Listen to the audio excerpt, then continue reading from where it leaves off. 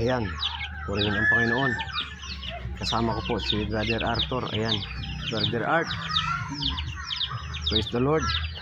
Kagabi po ay mayroon pong pinagawa ang Lord doon sa aming pinuntahan na kapatiran, no? Na mayroon pong sakit.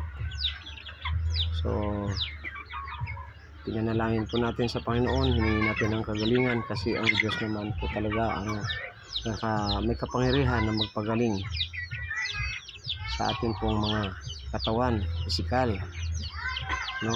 Siya po ang likha sa atin. So ang Panginoon ay nagpahayag doon sa tahanan ng aming pinuntahan dahil yung kanyang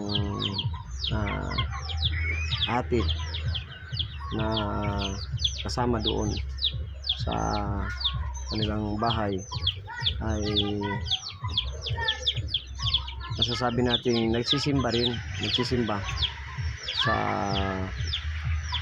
Christian Church, pero mayroon pa silang mga idols o mga rebulto doon sa kanilang tahanan, no? Kaya nga ang kapahayagan o ang pahayag ng banal na espiritu, ito ay kanilang isuko sa Panginoon, kailangan ilabas doon sa kanilang tahanan.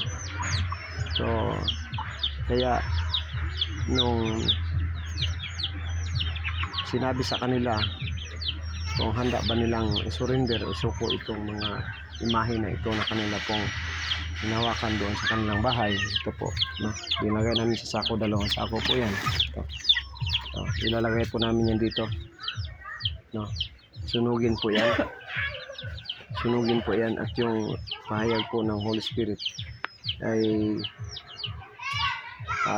pagkatapos itong masunog, ito po ay ilalagay sa sako at itatapon, no? Yan. So para hindi na po makapaminsala, no? Hallelujah, purihin ng Panginoon, no? So gagawin po natin to ngayon. Sunugin po natin to, no?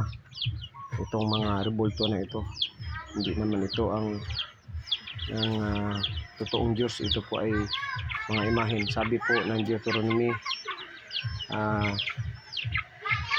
chapter 27 verse 15, sumpain ang tao na gumagawa nito ng mga imahen na ganito, no? Yan po ang revelation ng Panginoon. Sabi sa Exodus 20, huwag kayo magkakaroon ng ibang Diyos maliban sa akin, sabi ng Diyos, sapagkat ako ang Diyos na mapanagbubuin. So parurusahan niya sino mang gumawa nito. Yan. So kaya nga ngayon, pero bago namin ito ginawa, talagang